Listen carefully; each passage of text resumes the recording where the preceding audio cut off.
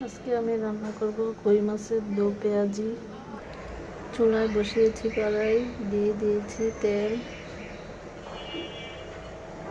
মাছগুলো আমি হলুদ লবণ দিয়ে ভালো মতো মাখিয়ে নিয়েছি। এখন ভেজে নেব।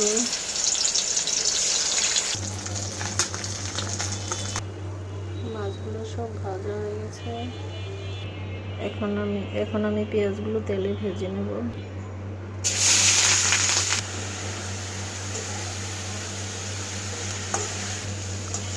পেঁয়াজগুলো ভাজা হয়েছে, এখন আমি উঠিয়ে নেব।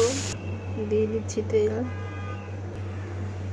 দিয়ে দিচ্ছি হলুদ এবং মরিচের গুঁড়া। আজকে আমি মাছে আদা রসুন বাটা দিব না। এখন দিয়ে দিচ্ছি পেঁয়াজ, ভাজা পেঁয়াজ, দিয়ে দিচ্ছি স্বাদ মতো লবণ।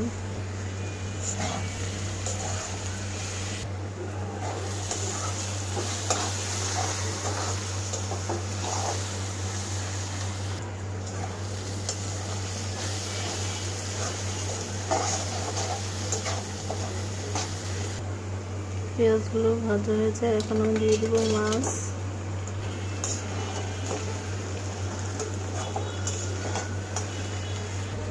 এখন দিয়ে দিব জিরার গুঁড়া,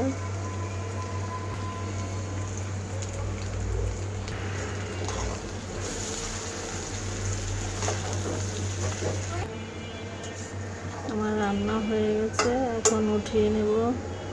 তরকারি কালারটা অনেক সুন্দর হয়েছে।